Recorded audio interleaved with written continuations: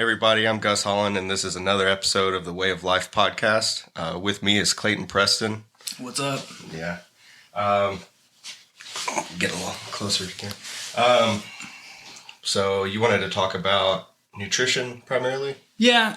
I think that's where I think most people miss the mark is just on general nutrition and honestly like lifestyle. But I mean, that's so different for so many different people. You know what I mean? So It's kind of hard to say like, hey, here's my life and here is how I have it structured. And then I work diet and nutrition into that this way. You know what I mean? It's always going to be different for everybody. But I think the most effective you can be is to kind of cut through a lot of the bullshit. Yeah. You know what I mean? Mm-hmm. Because that's one of the things, I like to compare it to like I don't know if you ever, there's this Instagram page called McDojo Life. McDojo Life? Yes. Yeah. Okay. And it's like literally highlighting like the worst elements of a particular, like genre or like a... Oh my gosh. I don't know if that's going to pick up. There's a demon baby outside. There is literally a child dying outside the window. But essentially, like it's a pretty clear comparison to make. Like they just do a really good job of highlighting, and it's so obvious in that realm of like martial arts, like the obvious bullshit artists. You know what I mean? That are like, I can take you down with like if I touch your earlobe. Or like I whisper in your nose hair and like you pass out. You know what I mean? It's like such bullshit. But literally, once you get a good understanding of nutrition and even like general exercise and like well-being, it's just scrolling through like Google or Facebook, you just encounter like an equal amount of cringe when it comes to diet and exercise. Yeah, you know what I mean? Exactly. Like there's just such obvious bullshit out there whenever it's really honestly pretty simple. Yeah, exactly. Yeah. I feel I've said this in a previous episode, but I feel like almost everything to do with like fitness and nutrition is like overcomplicated for profit. Oh yeah, absolutely. So then you're like cutting out a large percentage of the people that, like, a lot of people are just scared to even like tackle it because they're like, well, I got to learn about macros and micros and what's this, what's that, and so. And it took me a long time. I've been actively like I've worked out and stuff like that for over 10 years now. Yeah. But I feel like, it's kind of like it's like with anything you can master. Anything like to 90%. Yeah. I can't remember what the exact rule is. Someone can phrase this a lot better than I can, but basically you can master 90% of something. But the last 10%, within a year, that last 10% might take 10 years to master kind of thing. You know what I mean? Yeah. And I feel like at the point where I am now, one, I kind of understand my body a little bit better. As you get older, you kind of have to do that homework because everything affects you a little bit more or a little bit less. Yeah. But I feel like, honestly, in like the last 2 years, I've really kind of like taken things up a notch just because of kind of just figured those things out. And it's a lot of things that I wish I knew from the get-go. Yeah. Whether or not I would have listened, I don't know. Back then it was like whey protein and creatine is life. Yeah. Yeah. That, and like bench press and yeah, exactly. That's like the major lifts. Like, were you in football for a little bit? I was loosely there. Okay. Guys. I was the guy with like blades of grass imprinted into my knee permanently. Yeah. No, but with lifting with football, like they were always like, we kind of just did the same thing all the time. Yeah. It was like bench, incline, and then they got fancy and they got a decline. Yeah. And then... Hey, we got that squat rack. We got squat and then power clean. Yeah. And that was about it. And we just like cycled through. And as far as functional goes, you're kind of covering a lot of your bases there. Yeah. Well, they're trying to get us more like explosive or whatever. So it's right. But as far as like a structured workout program, it was dog shit. Yeah. Looking back now, it's like, oh, no wonder I was in pain. Yeah. Yeah. Literally, it's like back to back maxing out on bench every day. You know what I mean? And of course, I never got anywhere. Exactly. I was I was like beat up. I got beat down by it because when I was in high school, I'm definition of a late bloomer. You know what I mean? Yeah. I was the smallest kid in school. Do you remember Murph from school. Vague, like, And I don't. barely. I think his real name was Anthony, but we all called him Murph. Yeah. You know, for reasons unknown to me at this point. It's probably something really mean. Yeah, Probably, a fair amount of guilt. But he was literally all the way growing up. He was literally the only kid that was smaller than me up until I like hit a growth spurt, freshman year of high school. But obviously, when you get stretched out 4 inches, 5 inches, then you're like this lanky dude that can't lift your bones. Because your muscles literally stretch out. Yeah, exactly. And, like, the more stretched you are, the weaker you are. Yeah, and at that point, again, definition of a late bloomer here.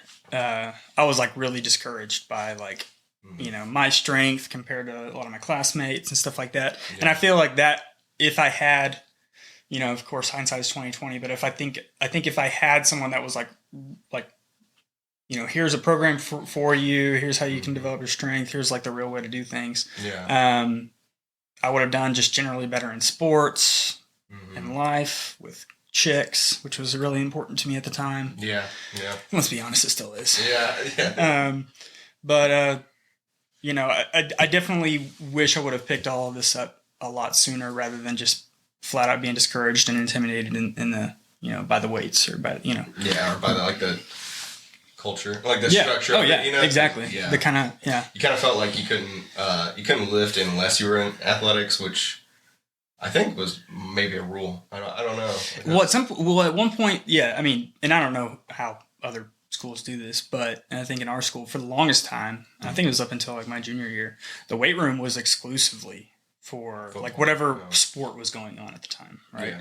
And then there was like they developed an off season, and it was really like off season of football is really what it was. Yeah. And so all the off season football guys were hitting the gym, we're hitting the weights on a regular basis. Yeah. And so that's where I was mostly, baptized by the weights in a really rough way then. Yeah.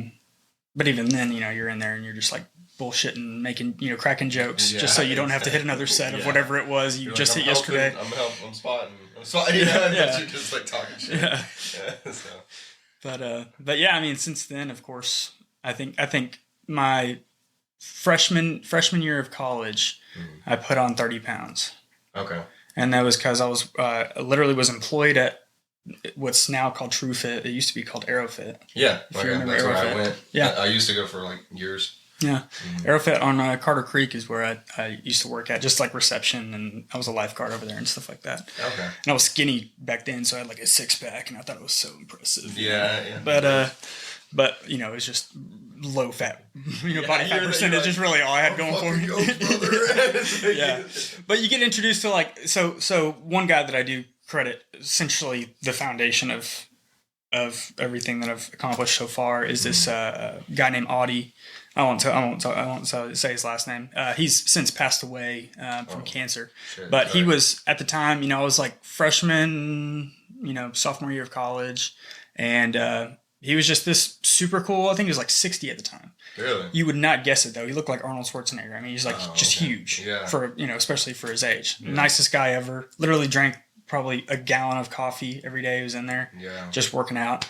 And he just kind of like took me under his wing. He's like, "You want to get big?" I was like, "Yes, sir." You know what TRT is, boy? I was just kidding. I never got introduced to anything PED until much later, thankfully, because I think that's probably a really tempting shortcut for a lot of young guys whenever they really ought not even be thinking about it. So luckily I wasn't even exposed to any of that till later on. But yeah, he really took me under his wing, and it was like, I mean, he looked like, the, what is it, Old School Supplements? Has like that dude on the front with the mustache. That was Audie. Yeah. That was like him. Like a carnival strongman. Yes, exactly. Like if there was a barbell with like the big spherical weights on each end, that would be what he would gravitate to. And he'd just like overhead press that sumbitch, Awesome. That was this guy. But, and he just told me like, hey, here's your like kind of general program. You can work out with me kind of thing. Yeah. And then boom, threw on, 30, to 40 pounds in no time. But that's what happened to me in right around freshman year, or I did that power camp or whatever they called it up at school. Like it was a summer program, but my dad knew the guy somehow, like because that guy was in the construction field, and so he's like, "Oh yeah, this dude's been lifting for like 40 years." And he came in. He looked very much like what's the dad from Choppers, American Choppers or whatever. Oh yeah. He looked like him, but like big, like more muscular. Yeah, like yeah. And that dude really he like gave everybody a folder with like a workout plan. Yeah. And he had to like track it all, and so that was like my first experience like tracking anything. And I went from weighing like 140 to 170 over the summer. Isn't it crazy how easy it is? Those newbie gains. Yeah, they're so fun, and you well, think this is like, this is what life is going to be like. I can lift weights for a few days, and I'm just going to pack on 10 pounds a month. Like, you know what I mean? Go home, eat all the eggs. You're like, sorry, Dad, my testosterone's peaking. I'm fucking, you're like in puberty. Okay, do you remember the moment you were stronger than your dad? No, because if it weren't for the surgeries he's had that have kind of like debilitated him slightly, he's probably still one of the strongest men I've ever known. I've seen your dad in passing a couple of times. Yeah. He's pretty stout guy. I wouldn't want to fight him. No. So I mean, he would jokingly, like, what are you doing? Like, kind of push you or shove you and something. Like, nothing ever hurts you or anything like that. And he's just letting you know. Yeah, but then there was, I don't remember the exact time, but there was a time, probably freshman, sophomore, junior, somewhere around there, and I did the same thing to him. Like he said something. He's like, "Oh, my shoulder, it kind of is tight today or whatever." I'm like, "This one?" Like I'm like, "This one." And he's like, "Oh fuck!" He's like, "Don't do that." And then I like start pushing him like he did me, and he's like, "Hey." Okay, big guy. Yeah. And I was like, come on, brother. I remember as a kid, arm wrestling was like the thing. Yeah. I had a younger brother, and of course, I loved to just smack his knuckles on the table. Yeah. And my dad, and my dad is not. It's technically my stepfather, but the father figure that I knew growing up. Mm-hmm. Definitely not a macho man. You know what I mean? Yeah. Real quiet. Yeah, I met him. He's super cool. Super nice guy. Yeah. Best dad I could ever had. But he wasn't like, I don't know if he's hit a curl or any sort of like weight lift, other than like picking his fat ass up off the ground in like the last 20 years. You know what I mean? He's just like more sedentary lifestyle kind of guy. You know what I mean? Yeah, I got you. Again, super nice. Yeah. But I do remember fondly the moment I was like, I'm stronger than you. You know what I mean? And like all of a sudden, I could whoop your asshole, man. Exactly. Like there's just like this sense of like I'm the man now. Yes, exactly. Like the pirate and I'm the captain. I am the captain now. Yes. Yeah, exactly. But I never, and I don't know if I regret it or not, but I never was just like, all right, let's arm wrestle. I'm gonna prove it to you. You know what I mean? It was just like all of a sudden it was just known. Yeah. Like. That's all right, I can kick my dad's ass now. You whoop his ass, and then you're like, I'm the captain now. He's like, all right, you gotta pay these fucking bills, boy. Like he's just like, hands you the keys and everything. Yeah. You're like, what the? Now, my biological father, we've wrestled, and he's something else. Oh, okay. Yeah. Luckily, hopefully he never listens to this, but dude's a mess. Okay. But he is definitely like macho, like egotistical kind of guy. You know what I mean? So, I'm stronger than him. Yeah. And that was fun. You're like, that's all that matters. Oh shit, that's awesome. Shit. So you still work out, obviously. Yep. Do you work at work out at like a commercial gym, or do you do like home gym? So, for the longest time I did home gym. I was in the oil field, so I'd be gone for, I'd be on location for, months at a time, stuff like that. So I just had weights in the back of the truck. I had a little fold out bench, and I just like made shit work. Yeah. And did a lot of running too. Essentially because that was about the time I started, it's like everything I ate actually counted for something. Yeah, you know what I mean? You felt like you were making gains, basically. Yeah. And you eat that, full frozen pizza for like 2 meals a day, and all of a sudden you're like, what the hell is this on my abdominals? Yeah. You kind of like catch yourself in the mirror and you're like, what the hell's going on here? Like, I've never been never been thick. Yeah. Thick boy summer. Yeah. So I started running a lot on location. And that was actually, I enjoyed that a ton. Was actually, I'd be in the middle of nowhere, West Texas or New Mexico, and it'd be like freezing tits out there. And I would just drive my truck out to like the most remote location between like pump jacks and just like run. Yeah. You know what I mean? And they're like, this boy done lost his mind. Goddamn. Well, one time I think Clayton quit. He's running away. So funny story. And I'd like drive my truck out to an old pump jack, right? Yeah. And there's like an oil pad, you know what I mean? So there's plenty of space. It's relatively flat. So it's a good area to like break your weights out, put the bench down and do your workouts and stuff like that. Well, one time I was in northern Louisiana, and there's a bunch of just like crop fields and stuff like that. It's kind of like a really big agricultural area.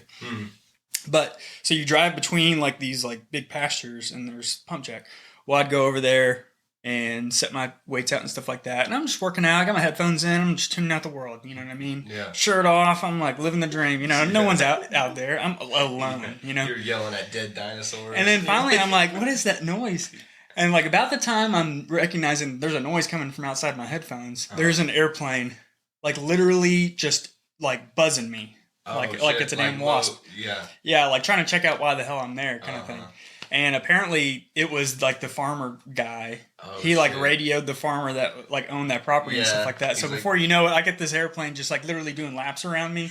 And then like the side. Yeah, and like truck comes like flying up over the hill, comes over there, and he's like, yeah, what the fuck are you doing? Exactly what he said. Yeah. And I was like, oh man, I'm just working out, you know? And I'm like, I felt so exposed. Yeah. I almost like... Cover your nipples. I did. I felt like I should have my nipples covered. I was just like, I was just embarrassed, you know what I mean? I didn't know what to do. And I was kind of scared. I was like, this dude could straight up shoot me. Yeah. I'm on his property. Yeah, they're like, a shirtless man was out here throwing weights around.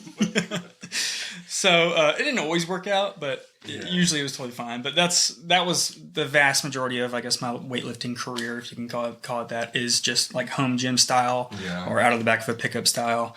And now they have really good like modular setups that you can put on your, you know, your exactly. You can kind of mount to the back of the pickup and do a bunch of stuff. I never had enough money for that anyways, but but no, I work out at Iron Fit in Normandy. Okay. A little hometown gym. I love that gym. It used to be owned by my wife's cousin, JR. Yeah. Now this guy named Wes owns it. Oh, okay. They do a decent job of keeping the place up. I mean, the place don't make no money, and you know it doesn't. You know what I mean? It's just so small. Yeah, it's just so small. But it has pretty much everything that you need, and, you know, typically you'll go in there and you're all alone. Yeah. You know what I mean? Yeah. Which you're like, oh man, this sucks because this gym's going to close down because nobody's here. Yeah. But then it's also like, this is awesome. You're just saving up for that discount equipment. Yeah, right. Just kidding. Yeah, exactly. So when the doors do close, I'll be like, here you go. But like, since I'm the only one that works out here, you can. Yeah, exactly. No, but no, who knows? If that place ever tries to shut down, maybe I'll buy it. I don't know. I just love that place. It's got a really cool feel. I've seen it on Facebook when JR owned it, and I really like the vibe, like the whole like brick, exposed brick. Yeah, I mean the building is one of the only buildings that survived the tornado, like back in the 70s. Really? Yeah, okay. And it was like barely left standing. I mean, they had to like strut it up and like. You know, you're like, it's still got the zip ties on it. Oh, yeah. I mean, there's like holes in the wall everywhere. I mean, the place is not airtight by any means. You know what I mean? Yeah. At one point, there was like bees in the wall, and they kept on getting inside the gym. Oh, really? So you'd be like headphones in, and you know, you're like, I'm low on my glycogen. You like reach in the wall and pull out some money. About to hit this cardio. Yeah, but you know, over time they've kind of sealed things up a little bit. But it's just got a ton of character, and it's a cool place to work out. That's awesome. And it's in the middle of my small town, which is perfect. Yeah, right there. I know one time, so I'm a mailman, right? And I was like, it was something to, like I was waiting. It's hard to explain, but basically sometimes the parcels aren't done being sorted. Mm-hmm. But you still hit the route to try and like get what you can done and then go, you know. And so, I mean, I don't know, but go on. Yeah, exactly. Basically, you try and go deliver the mail and stuff that you have while they finish up sorting packages. Okay, And so then like there's a breaking point. Okay, I'm gonna go and take this chunk. Yeah, and they'll like hit you up and be like, "Hey, we're done," and you got like an hour of your route done, but you have to kind of like backtrack and I gotcha. cover the packages. But I'd made like pretty good progress, and they hadn't texted me yet, and I was like, "Well, I'm gonna have my lunch break," but at that time I wasn't really eating lunch. Like I was still in that like super poor phase. Like I just started there, you know? Yeah. And Been there. so I was like in the back of the postal vehicle with like, and I didn't even think about it. Like I shut the door, it's like a garage door kind of, and I was like doing push-ups in the back, you know, but it's like a 25-year-old vehicle. And so I was like, I did a bunch of push-ups, like different variations, did sit-ups, all that. Dude, so I get out, like I open from the inside and I jump out the back, and there's like 3 people standing around staring because the fucking thing was rocking. It was sitting there rocking, and I come out all sweaty and I'm like Someone's getting up. And they're just like, well, it's like that old joke, you know, you have a kid that looks like a lot like the mailman, you know what I mean? I think like you were parked in front of Martha's house, and they're like, I knew it! Yeah, I knew it! Exactly. They're like, you got a prostitute in there, you know? Like, it's just, the whole thing was rocking, and I came out and I was like, oh shit, sorry. Yeah. Painter and Amazon packages. It's a mystery. Exactly. But oh my god, that's hilarious. Yeah. As far as that nutrition, like, what would you say is like the most, I guess, overcomplicated thing about nutrition? Oh, calories in versus calories out. Yeah. That is like, I mean, if you want to lose weight, if you have unwanted body fat, you have to take in less calories than you're burning. Yeah. But, you know, and to expand on that, and this can turn into a super long form conversation, but, you know, just to get like that 90%, right? Mm-hmm. Yeah. We don't need the 10%. We just need the 90%, and you'll see outstanding results. You know what I mean? Yeah. But I mean, it's essentially calories in versus calories out. Well, how many calories? You know, how do you know how many calories? Yeah. Well, for most people, it's just going to be trial and error and a little bit of common sense, right? You know, there's calculators online that you can kind of like punch a bunch, you know, of information into, and you can get a general idea. You can start there, but most people know when they're overeating versus undereating. Yeah.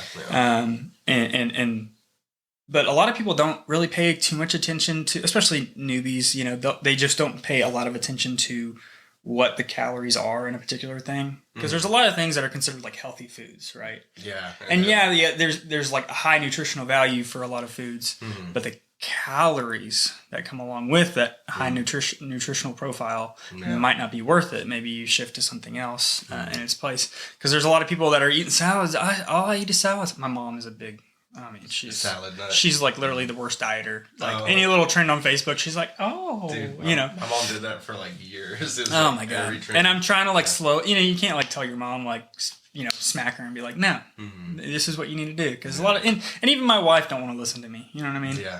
Yeah. You know, she just did a juice fast. I just want to smack her. Yeah, you know, you're like, you gotta hit the heavy weights, babe. And she's like, I don't want to look like. Well, she was doing this juice fast, and I was like literally like force feeding her a Quest protein bar. Yeah. I was like, you were literally sacrificing muscle, like you dummy. Yeah. But you know, the things to consider, you know, and there's a lot more than this, of course, but is calories in versus calories out, and then you can look at your, you know, what you're actually getting nutritionally, you know, macros and things like that. So for instance, for me, you know, my goal is basically like a main gain. Like I don't really do like a hardcore cut or anything like that. Yeah. I like food too much, essentially. But I do make regular decisions, and I try to look at my diet, not on a day-to-day basis, like, okay, how good was I today? But really like on a weekly basis. Okay. You know, so you could say like, hey, you know, 4 days out of the 7 this week, I was in a calorie deficit. Yeah. And on the you know, few days that I wasn't in a calorie deficit, I was like right at that maintenance level, right? Okay, well, I'm losing weight. and you'll see it on the scale. Sometimes it takes a little while to see it because there's such a thing as water weight and things like that, especially depending on if you're supplementing. Yeah. Creatine, of course. Creatine and salt, man. Yeah, exactly. Yeah. I have a lot of salt in my diet, mostly through hot sauces. Oh, yeah. Because to make a lot of healthy foods taste good, you're gonna throw some hot sauce on that. Yeah, you can't just eat like plain chicken every day. No, you're like. Yeah. And the answer is not chicken breasts and broccoli, broccoli and rice. No, that's like traditional bodybuilder shit. Right, but we ain't bodybuilders. Yeah. Okay? I'm not trying to hit like the Olympia stage here. Yeah. Okay? Like, that is at some point like where you like have to really like. Oh, that's that extra 10%. Right? Exactly. Yeah, Exactly. And we're looking for the 90%. The average Joe is maybe looking for the 50%. They just don't want to be as fat and out of shape. Yeah. Or, whatever, right? I have a trip coming up to Costa Rica, right, with the wife and kids. Oh, hell yeah. And so I want to look good for beach. Yeah, you're like, this shit's going on Facebook. Yeah, I gotta have my six pack showing a little bit. You know what I mean? Yeah. There's a little bit of vanity here. I mean, there's whatever, dude. You like the way you want to like the way you look in the mirror, but also there's a lot that comes with that too. I mean, if you look good, you're probably pretty healthy. And so it's just a visual representation of like the condition that your body's in. Yeah. And so you should take some pride in it. I don't think there's anything wrong. I mean, there's a point where it does become douchey if you're like sitting there flexing in the mirror at the gym. You know what I mean? And just like, ooh, yeah. Yeah. We all do it a little bit. You get a like good pump. You're like, hell yeah. You're like, got them double D's rocking. Which I love. Just to kind of sidestep here, I love the videos that like it's like a trend lately that I've noticed where it's like guys will show like their pumped photos versus like their regular photos. Oh, I haven't seen that. But it's so it's so true, dude. Yeah. And for most of these guys, it's just an excuse to show their pumped photos. But it's really like pretty transparent, because you take a photo in the gym or like right after your workout in the gym mirror, twice as big. Dude, you're so jacked, right? Yeah. And you're like, I wish I was like this all the time. Yeah.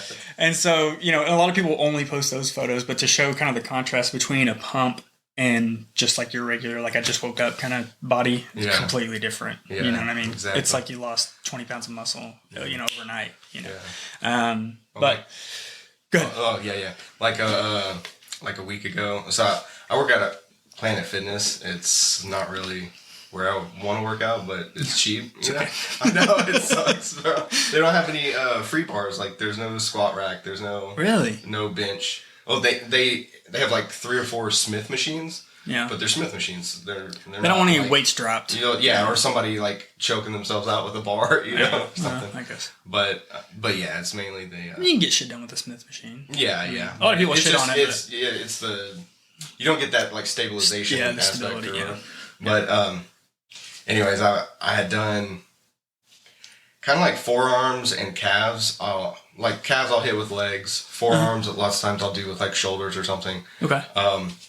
But like almost nobody, like it's closer to campus, so the dudes that go in there, for some reason, they're all fucking like 6'6", and some of them are like visibly on steroids. Yeah. But it's literally just like ripped abs, ripped arms, and like no legs, no forearms, no neck. Yeah. Like it's just like elbow up, Yeah.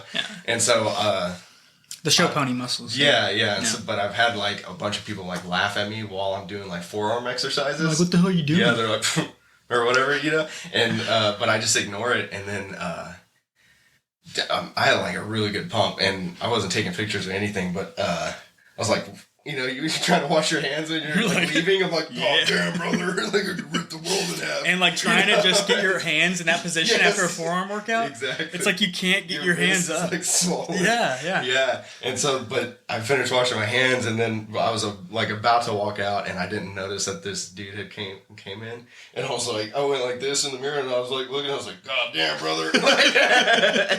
and he was just like. He stopped and just stared at me, and I was like, sorry, and like walked out. These babies serve me well at night. I'm alone. Yeah, exactly. So it's funny you mentioned forearm workouts. I've been doing a ton of. So I got these little weenie wrists. Yeah. Genetics. Yeah, me too. Genetics, and everybody listening. Genetics plays a factor. Yeah. Okay, exactly. It's not everything. It does. It really but it does, especially when it comes to skeletal structure. How you handle supplementation, how your diet goes, everything does everything full spectrum is affected by your genetics. Yeah. So I have little weenie wrists, right? They're like teeny tiny. A watch looks huge on my wrists, but good thing about small skeletal structures, it does make your muscles look a little bit bigger. So there's a win. There's a pros and cons. Pros and cons. Yeah, there's a little bit to everything. Yeah. But I do have, and I've had many injuries because of my little weenie wrists. Right. I got you. So like right now, I think like my bench press goal, and I've never really hit bench press. I've usually just done like free weights, dumbbells and stuff like that. But everybody, when it's like the first question you get asked, oh, you work out, how much do you bench? You know what I mean? That's like the next question. You know what I mean? And for the longest time, I was like, I honestly don't know. You know what I mean? I don't know. I was like over 200 for sure, right? Yeah. Well, come to find out, it was like close to 300. And I was like, man, you know what? I should probably build this up. So the last 3 months, actually, I've been trying to get my bench press up. So my goal for Christmas is to hit 350. 350? Okay. So I'm at like 335, I think, right now. Oh yeah. So I'm I'm doing like a stair stepper kind of thing where I'll drop down and then go up, drop down, go up, drop down, go up, and incrementally work my way up. Yeah. There's like some Russian basically like bench press max workout that I'm kind of working with, but okay. But the thing about pressing a decent amount of weight on bench press is it's a lot of weight on these tiny little wrists. Yeah. And like literally wrist wraps are so important to me right now, which they never were in the past and things like that. But on top of that, I have a newfound hobby in arm wrestling. Oh, really? Yeah. Okay, yeah. Circle back to the... circle back to the forearm workouts. Yeah. So I've been doing a ton of forearm workouts. And I can say that, like, just like the wrist lifts and the regular forearm workouts, just the ability for them to just take on weight has gotten so much better just with those. So there's a lot of value in those. Yeah. And, of course, there's a lot of carryover into arm wrestling. Yeah. There's a guy here locally named Timothy Popeye. Oh, really? Yeah. Is that his real name? Or that's what he goes by? Yeah. I think it's like Timothy Kimpill or something like that. I got you. But he goes by Popeye. Yeah. And he's like legit a real life Popeye. Okay. I mean, he's hilarious. All for him. Yeah. Anyways, I was building a pool and it was so random. So literally, one day I'm on Facebook and I'm watching a bunch of like arm wrestling videos and I was like, I want to do this. This looks like fun. You know what I mean? And it's like more or less, it's less energy, or injury prone than a lot of sports I could take on at my age, So I was like, I want to get into this. So I just, kind of dicking around, doing a little bit of training for it and stuff like that. And there's a Facebook page, and it's like College Station, arm wrestlers, blah, blah, blah. So I just joined it, like seeing like how active it is, that the sport is in the area. Yeah. Turns out not very active. But the guy that runs the page is Timothy Popeye. Right? Okay, yeah. So I was like, okay, there's Timothy Popeye. Cool. Sounds like a character. He's like, world champion for like certain age groups, like going all the way back to like the 80s, maybe even a little bit earlier. He's an older guy. Yeah. I was like, well, that's kind of cool. He's right here in our hometown. Interesting. Literally, I think it was like 2 days after, digging around on Facebook, found him on there. I'm digging a pool in a client's backyard. It's like first day of construction, so we're like throwing dirt around, stuff like that. And I'm just sitting there drinking my coffee, just watching my crew work, and because that's my job. Yeah. Just sit there and drink coffee and watch my crew work. Yeah, you're like, attaboy. Bueno. Yes, exactly. Anyways, this guy just walks up and he's got weights strapped to his wrists. Oh, yeah. Like he's probably got like 30 pounds.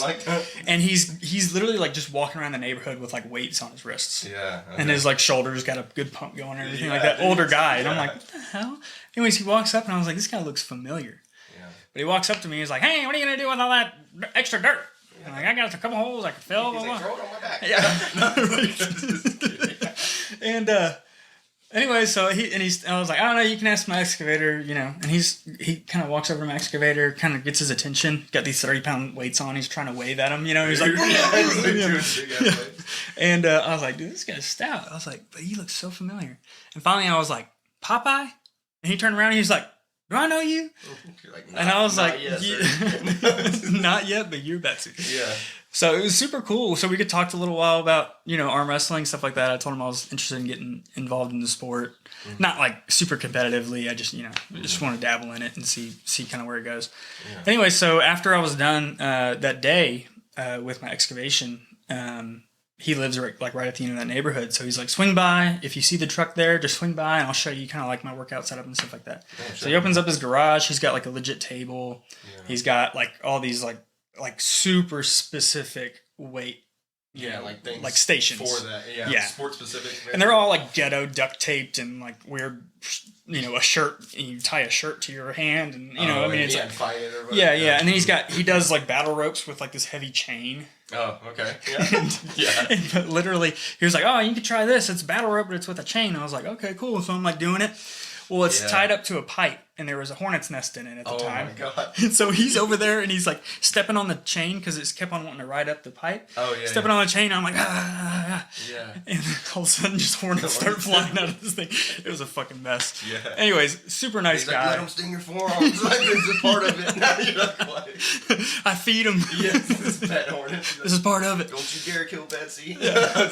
It was a mess. He's a fucking character. Yeah. But it was super cool, and he was super open. He's like, anytime you see the truck here, we can work out and stuff like that. So that's cool. Haven't taken him up on it since. I'm still recovering from all the hornet stings. Yeah. But it was pretty cool. So the sport overall, as I've been getting into it, seems to be pretty welcoming. You know what I mean? So yeah. But I've been doing a lot of those specific. Mostly it's like polishers at the end of like an arm, on a general arm day or like a back and by day. I'll do some like different pulls and stuff like that. I'll just kind of rig something up at the gym. Yeah. But already having injuries. Oh, really? Already. Yeah. Is it still like wrist related or elbow? So I've already had like a partial tear in, I cannot remember the tendon. I had to go through some therapy and stuff like that, but it basically ties up to your thumb and goes like over your forearm. Oh. Okay. Recovered from that fully, and now recent development. This was like literally last week. I just overworked, and it's not a tear or anything like that. It's just gnarly tendonitis, like right here on top of my forearm.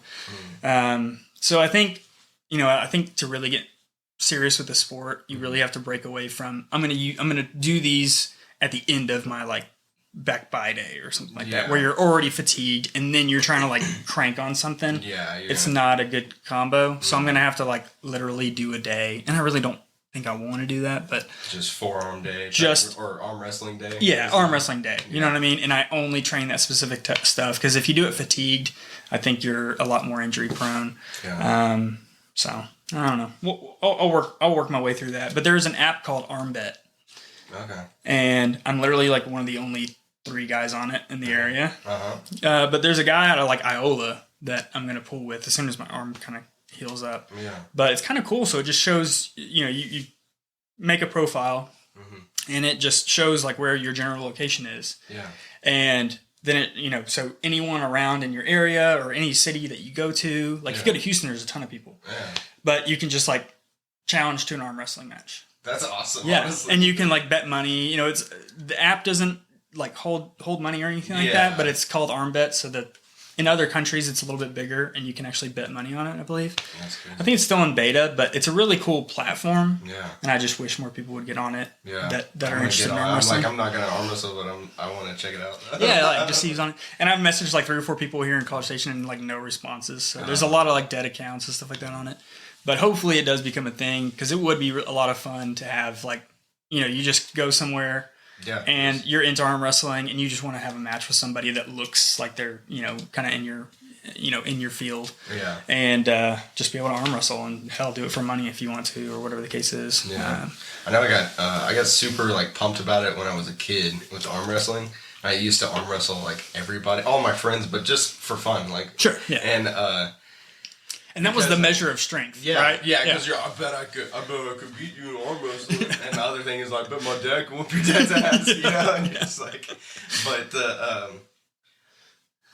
there was a movie, and I want to say it had Sylvester Stallone in it, or it has somebody famous in it, in his arm wrestling movie. A movie with someone famous in it? Yeah. Whoa. Exactly, brother. I'm just saying it's an arm wrestling movie. I got you. With something, yeah. I got you. And, but it was, you might be right. It was like in a bar. Yeah, it was, yeah. I just got it over and under, I think. Over and under. Okay. Yeah. Okay. We narrowed it down. Yeah, we went from famous guy in a movie to the actual title of the movie. Progress. The concussions. But, I watched that movie and I was like, when I was a kid, I was just like, you know, not blinking, just watching the whole movie. And I was like, this is so cool. And my dad was like even bigger around that time. Yeah. And he had just finished like bodybuilding or whatever. Yeah. And, the hammer. Yeah, exactly. But he was like, I was asking, I was like, how do you do that? Because there's like, it's very like Rocky-esque, like, you know, he had to beat the final boss type it's thing. The 80s, yeah, exactly. Yeah. And so he beat him by basically like almost breaking his thumb, you know, or like he like really like put a lot of strength into his hand, you know. And I was like, how do you do that? And my dad was like, oh yeah, here, I'll show you or whatever. God, dude, I thought my dad like ripped my arm off of my body, dude, because I was too young. But he's like, at the same time, he's like, his strength compared to mine, like, he didn't think he was gonna like hurt me. Yeah. And he didn't actually hurt me, but I was just like, oh fuck. Well, that's one thing about arm wrestling. So whenever I did a little bit of training with Timothy Popeye, I was like, hey, I just want to feel the table. I've never been on a table before, and I just want to feel your strength. Like, I just want to know, like, where I am compared to, like, world champion in, like, the 60-year-old division. You know what I mean? I probably could, I probably get a chance, you know? I'm pretty strong. And, especially because I'm a big calisthenics guy, so I, pull-ups and stuff like that, like the pulling mechanisms, you know what I mean? That's, like, where I shine. Yeah. So I'm thinking, that probably translates. Man, he cranked my arm. He's like 60, you said? Dude, oh, man. He's just, it was like snapping your fingers, you know what I mean? And I was down on that little pad. And the shoulder, like just the pain in my shoulder and everything. Like, if you're not used to having your arm in that position where you're intending to go this way with your torso, your hand, your arm, and everything, and all of a sudden it goes this way. Yeah. You can kind of like lift your arm up. Mm-hmm. You feel that strain on your shoulder. Mm-hmm. Especially when you're not expecting it and there's a lot of force behind it. And the thing was, he was so fast. Yeah. And I actually got to say go. He was like, all right, you say go. And I was like, I get the jump on him too? Yeah, you're like, come on now. Go fast. Yeah, and it was like, go. Yeah. Oh. And man, about just took my arm off, this old guy did. Yeah. And it's just super strong. And that goes to show if you just really focus, your strength exercises in a particular fashion, man, you can get strong doing it. Yeah. Strong doing it. Mm-hmm. But it is fun. It's a pretty fun sport. It's kind of like the nostalgia factor along with it, because whenever you are a kid, that's like the measure of strength. Like you know what I mean? It's an old school measure. Then you get to know better, and it's like, okay, that's nothing compared to like an actual measure of strength, which is probably, look at any strongman competition. There you go. You know what I mean? Yeah. They're not arm wrestling. They're deadlifting, and like blood is pouring out of their nose. They're like pulling a fucking airplane from a rope. Yeah, that's strength. This is just fun, but that hurt me.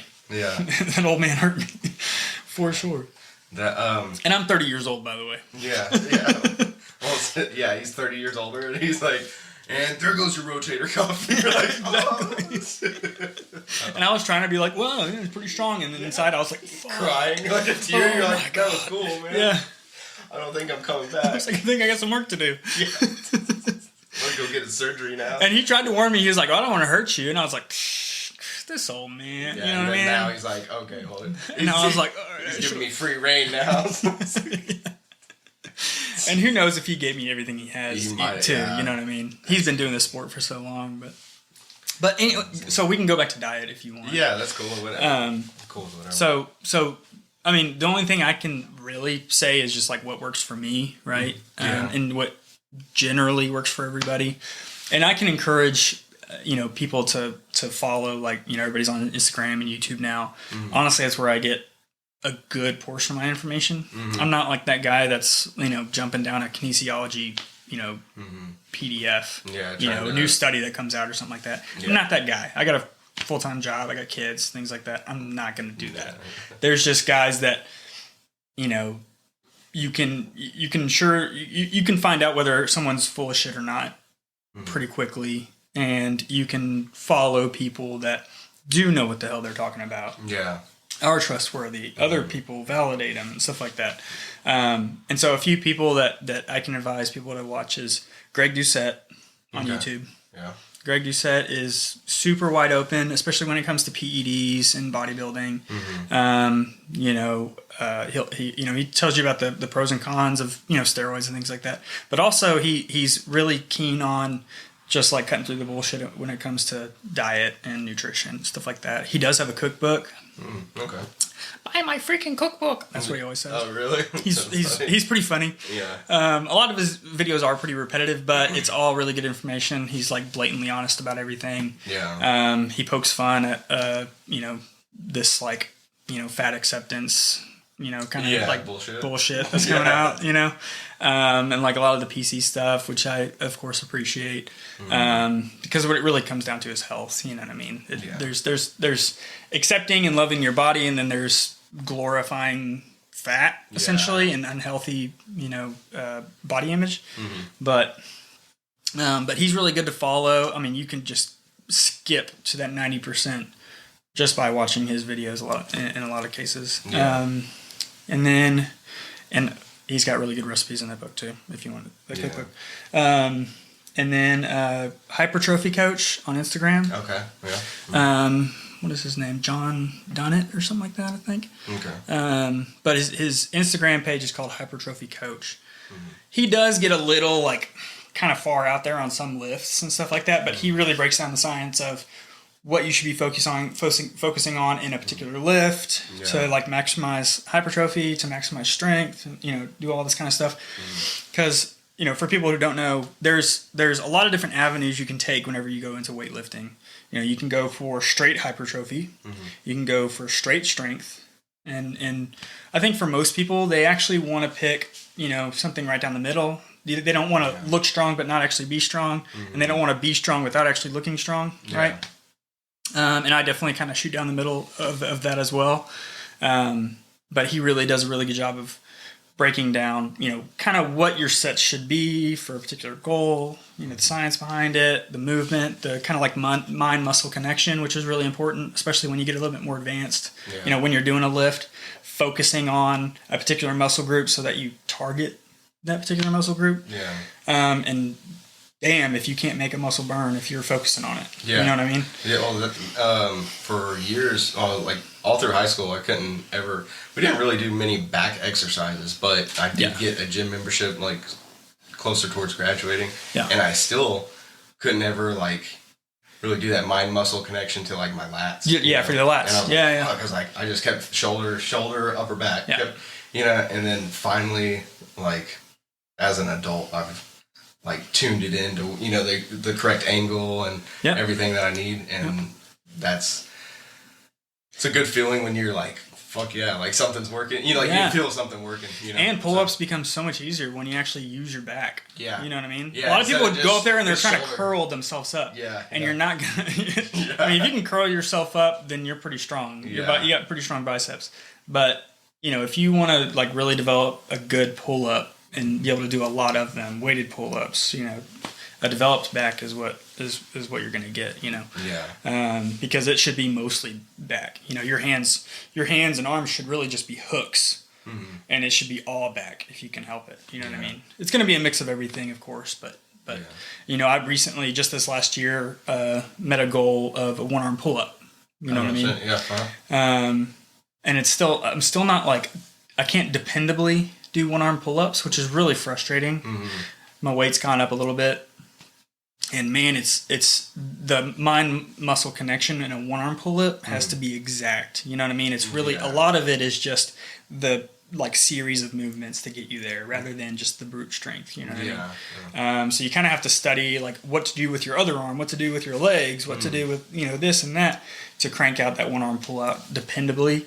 It's really a science, but that was a really good feeling, being able to do that, especially on both arms. Of course, I'm not doing it right now because my arm is jacked. But is your right arm still? Yeah, it's just tendonitis and usually I recover really quickly from bouts of tendonitis. This one just seems a little bit deeper. But I just got to quit screwing around and trying to force things on, especially as you get older. Have you had any injuries? Yeah, so I've had basically my legs have always naturally, like genetically, just they've always been opposite of mine. Big. No, you've got pretty good size, but I just like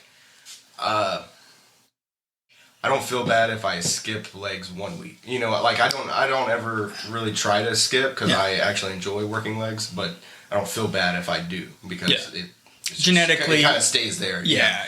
And so, but there was one period shortly after high school where I was just like, screw it, I want my legs to be like massive and like shredded, you know? Yeah. And so I was just like plat. I was this like 2-3 times a week, different legs, but different exercises too. So I was like, well, that way I won't like plateau or whatever.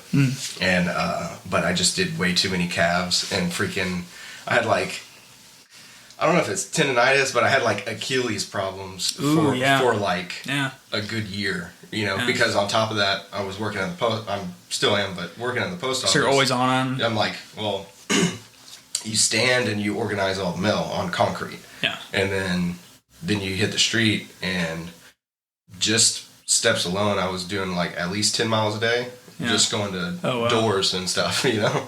And so... Like, you're the old school mailman with like the bag, and I'm like, hey, No, that's actually driving a vehicle. Oh, Jesus Christ. That's literally just running from vehicle to door. Can you imagine the calves on like the old school mail guys? Oh, you know what I mean? Yeah, I've seen that. There's one dude that has like part of his route is still a walking route, and it's just part of his route. Yeah. And his freaking calves are like as big as mine, but he's like a skinny, small dude. You know, I was like, God. Yeah. But what I would do for calves. Yeah, that's a lot of people's like sticking point is like calves, and I've noticed, like I said, a lot of really big dudes that don't work their neck at all. Like you got a like pretty good proportional neck. I have to work it, but yeah. But there's some dudes where they still have like the neck of like 130 pounder, and they're like 200 pounds, and so you're like, who was that? He was like in the early YouTube days.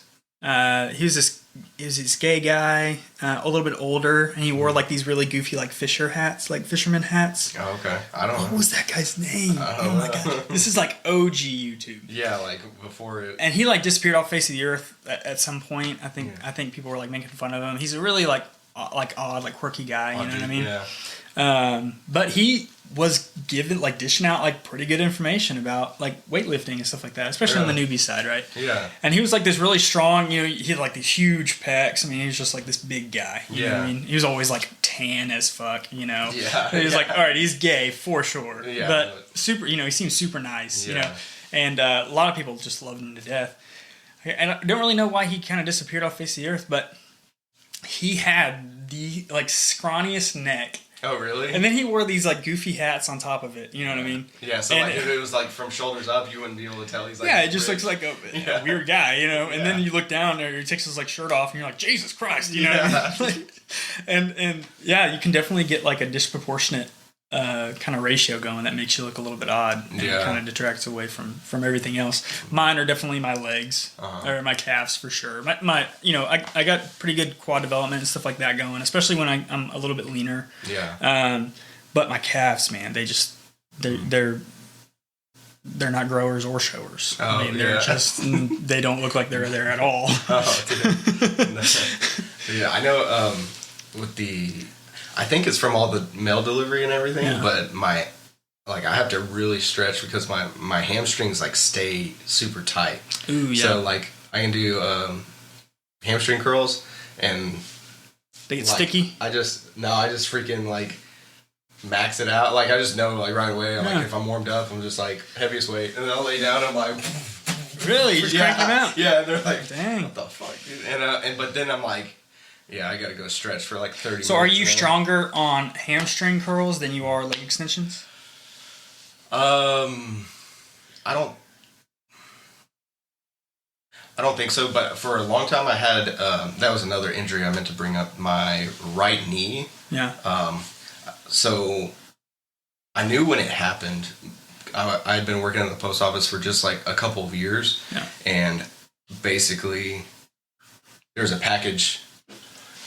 It's hard to explain. In a postal vehicle, there's a door in the middle of the vehicle to keep packages. You know, you can close it to keep packages from like falling forward into the driver area. Oh, okay. And so that was open. There was a package like maybe a foot behind the door, but I'm in the driver's seat, and it was just. I should have gotten out and walked around and grabbed it, you know, which would have taken a minute, but I spent a minute hyperextending my fucking leg so I could reach to it. Yeah. And I literally felt like my knee, it was like, pow, and I was like, oh. Like you hyperextended it. Yeah. And I was like, oh, shit. And then it hurt for, I don't know, 3 months, you know, and I just was like easy on it and all that. But then for years, I was like, I keep hearing this fucking crunchy noise. Yeah. Anytime I'm like walking upstairs, squatting down. Yeah. And it was kind of, it wouldn't hurt, but I could tell it weakened my leg. Sure. And also, if I did it a lot, it would feel tender. Yeah. And so, dude, I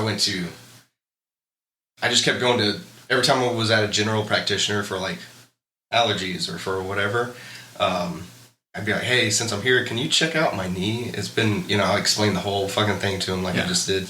And most of them were like, oh, you just need to rest it, you know. Blah, blah. That's what they say. And then there's like one dude that like bent my leg like all these different ways. But I'm pretty flexible for my size. And he was just like, oh, he's like, you're double jointed in your knees. He's like, your knees aren't supposed to bend like this and all that. And then I like told my dad that, and he's like, you're not fucking double jointed in your knees. He's like, who the fuck told you that? Sounds like bullshit. I was like, I don't know. I was like, I thought it was bullshit too, but I don't know. Dude, long story short, the only thing that fixed it was I was just scrolling through TikTok, and I wish I could. Brilliant source of information. Exactly. No, it wasn't. I was scrolling for like entertainment, obviously, and I came across. I don't remember the dude's name. I wish I could like shout it out, but it literally stopped. It was like kind of sad, like one of those infomercials late at night. Like I was scrolling, and then he's like, "Hey, do you have crunchy knees?" And I was like, "Yeah, I do." Like, you know. And then he was like, "When you bend down," and he explained it like exactly. He's like, "What's most likely happening?" And he like grabbed his like kneecap, and he was like, "So this is supposed to move straight up and down when you bend." And he's like, what's likely happening is that it's just barely grazing over your like tendon or whatever. And that was the problem. And he's like, go to your gym. He's like, make a track like with your hand, like to force it and do leg extensions. Yeah. And I did that, and it like literally fixed it that day. Yeah. And I was like, motherfucker, like I had like a messed up kneecap for like 6 years. It's just your tendons were like kind of wrapped over. Yeah. When you hyperextended it, you slacked those tendons so much so that when you straightened them back out, they were kind of stuck out. Yeah. Yeah. So, so I broke my hand and my wrist, and I had to have a couple surgeries on that. Mm-hmm. And it was like there was a tendon that was just like in the wrong spot for the longest time. It was the same thing, crunchy. It was like crunchy, yeah. Mm-hmm. And I knew I had a partial tear. I had really cranked over my hand, and I knew I had a partial tear. Nothing like ripped completely. They didn't have to like do reconstructive, just gnarly surgery. They just had to like unfuse some bones that had kind of healed a little bit weird and kind of straighten some things out. Yeah. But I knew something was up with it. And finally, I'd actually fallen down again in a similar way, but it basically just kind of like cranked my hand up, right? Mm-hmm. And I'm not the most flexible guy in the world, but it kind of like cranked my hand up, and it literally like whatever tendon was in a weird spot, it kind of like reset it. You know what I mean? Really? And I was like, oh, Jesus Christ! I thought it just fucked it up again. Yeah, it's like really painful, and literally within the next couple of days, it was a little bit sore. Of course, I kind of like felt almost like I sprained it a little bit. Yeah. But after that, it was like fixed itself, and I was like, "What the hell is going on?" But it was like a really similar scenario to what you're talking about. But you're like just really, really happy it happened. But you're like, it was so simple. Like, it's just like, all I had to do was like crank my hand over and pop it back. All I did was repeat the same movement I did when I injured it in the first place, and it will fix itself. Yeah. I don't think that normally will happen. I think we probably both got a little bit lucky there. Yeah, exactly. But I've had my fair share of injuries. Most of them pretty minor, but they do put you out of the gym and put you out of making progress for a decent amount of time. Like right now, actually, I have two. I do have pretty bad sciatica in my lower back. Yeah, I had that for a really long time. And I've been working on it. Like functional exercises can definitely help. Mm-hmm. But I've been trying lately to kind of integrate more and more squats, put a little bit more weight on my back, a little bit more deadlift, get it a little bit heavier. Mm-hmm. I'm always kind of scared of it. And of course, I think 4 or 5 days ago, I was doing squats and I just threw it out again. So right now it's like I can't stand up perfectly straight. You know what I mean? I'm kind of like hunched over all the time. Mm-hmm. But there for a while, man, especially because I was kind of avoiding. I injured it once, and then all of a sudden I was just avoiding deadlift. Yeah. Period. And I was just like, maybe it just ain't for me. Yeah, you know kind of scared of the compression. Yeah. And then literally I'm like picking up a piece of paper out of the back of the car, throwing my back out, and doing like stupid stuff, throwing my back out, doing absolutely nothing, picking up a pencil off the floor, throwing my back out. You know what I mean? I was like, okay, no, I have to build up some sort of strength. You know what I mean? So, and that's what I did. And basically I just went online and just researched a bunch of stuff, and a lot of bad information out there about lower back pain as well. Yeah. You know, that's kind of the theme of the internet is 90% bullshit and 10% gold. You know what I mean? Yeah. You got to find the diamond in the rough. But and the same is true for diet and just general exercise too. You know. Yeah. Which newbie gains are easy. So I think what a lot of us encounter is we go in the gym. You know, we first start out, and you get those newbie gains super quick. Yeah. And you're doing just stupid stuff. You're like all over the gym. You know what I mean? Yeah, you can basically, since you went from doing nothing, you can do whatever, and because you're adding, it's right. It doesn't matter. Yeah. And I think the same thing can go for diet as well, especially when you're younger. Is you stop eating. You stop drinking a 6-pack of beer a day. Yeah. All of a sudden you get skinny again when you're young. You know what I mean? Like, oh, I got this diet stuff figured out. You know what I mean? But of course, once you get older, which there's a lot of studies now that actually show that your metabolism doesn't really slow down just with age. Yeah. You know what I mean? It's action based. Exactly. It's a lot of like NEAT, so like non-exercise activity, and just overall like muscle composition. So, and one thing that people do need to realize, and I've been trying to convince my wife of this, I'm like, stop running and do squats. Stop running and do squats. Yeah. Get that booty dough. Exactly. And because the only real way to increase the speed of your metabolism is to add muscle. That's the only way. Yeah. The more muscle you have to feed, the more calories you're gonna burn at a baseline. You know what I mean? Just your maintenance calories, right? Not exercise or anything like that. Just if you have more muscle, you're gonna burn more calories. Yeah. And then if you work those muscles, they require more calories. Yeah. So you get to eat more. And so that's actually been a big, encouraging factor. One of the big reasons that I even work out in the first place is because I want to build muscle. Because I don't want to have to diet as hard. Yeah. You know what I mean? I like to eat a lot. I'm like a really bad binge eater. I'll take down 10,000 calories in a day and be hungry at the end of it. You know what I mean? Yeah. Which is really terrible. And I can't really do it much anymore. Yeah. Because you'll get pretty immediate results. Let's call them results from a big binge day. But, I just love to eat. So if getting bigger, putting on more muscle makes me look better and I can eat more, it's kind of a win-win for me. Yeah. So that's my goal essentially. And I don't necessarily have like a overall like overarching goal. Like I don't have a picture in my mind of like what I want to look like or be like or anything like that. I just kind of want to up the ante as much as I can while I can. You know what I mean? And I think when you get to about our age, you know what I mean? It's like, things start to hurt a little bit more. You got kids and responsibilities and stuff like that. And then like age becomes kind of like something you're not so excited about anymore. Yeah. We've passed the point where like getting older means like unlocking something else in life. Exactly. Exactly. Yeah. I think like, what do we have to look forward to? You know what I mean? Medicaid. Social Security. Yeah, exactly. I mean, I think the only thing I really look forward to from that perspective is retirement. Yeah. And honestly, when I think of retirement, I don't think it's going to change anything about me. Like I'm gonna work till the day I die. More likely. What I mean? I can't really sit still, like a lot of people can. But it's something to look forward to. Yeah. I guess. As well, my grandpa, he's like, I don't know his age, somewhere between 70 and 75. Mm-hmm. I think 73. But he just basically, to simplify it, had his like entire back reconstructed. Oh, wow. Like he has a scar from like the nape of his neck to like right above where his ass crack starts. And Jesus. And so he's still recovering from that. That was like 4-5 months ago or whatever. And he's still like, he's like, I just got to get better so I can go back to work. And he's like been construction his whole life, and running crews and stuff like that. And I'm like, well, you're in a wheelchair now, so I'm gonna help.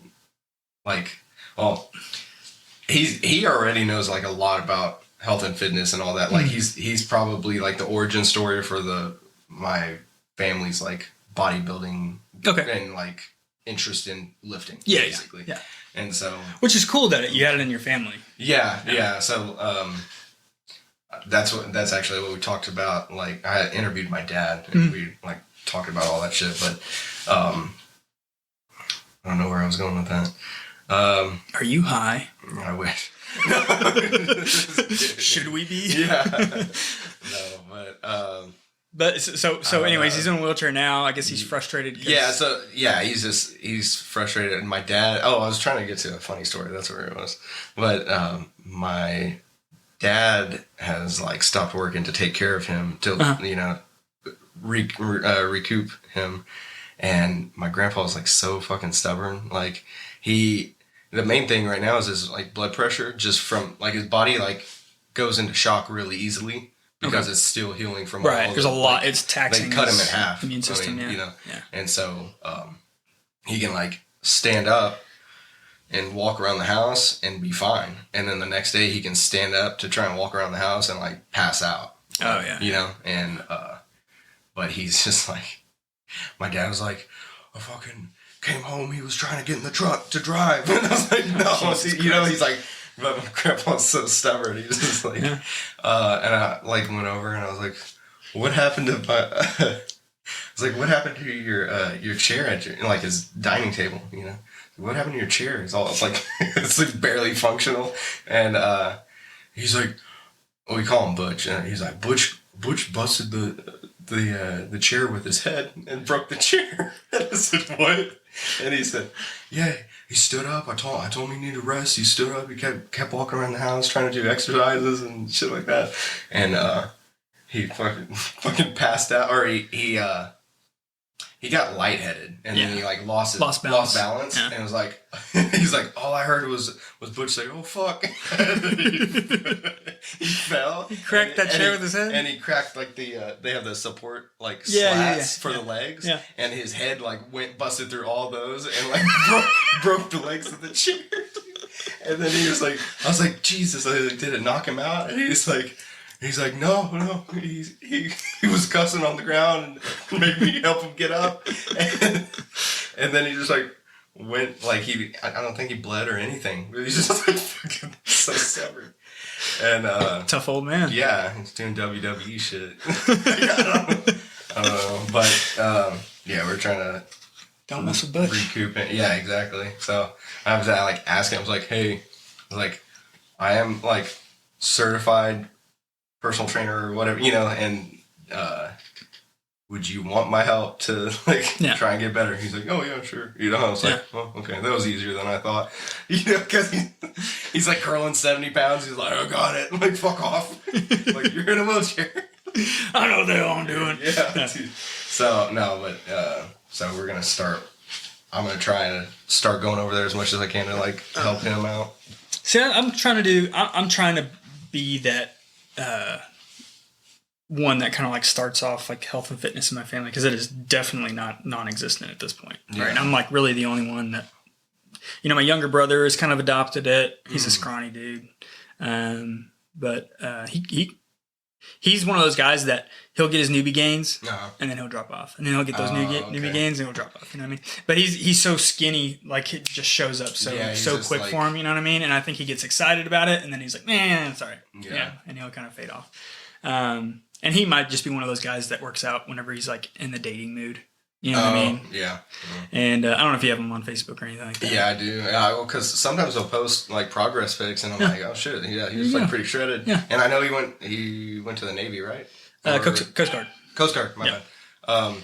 Yeah, and so I was like, oh, cool. So, and he got pretty big doing that. He was like even chains and like pulling anchors up and stuff like that. So he got pretty strong with his hands and stuff. Yeah. But I mean, he can't take me. Yeah. Older brother still you're got like, him. You're like, I gotta one up him. That's why I joined this fucking arm wrestling federation. I will never let him be stronger than me. Oh It's just not going to happen. Yeah. You hear that, Jacob? Yeah, exactly. You might be taller than me. Oh my God. You'll never be stronger. Yeah, he is like I haven't seen him in person since like I never saw him finish growing, if that makes sense. Like because he's tall, man. But I knew he got really tall.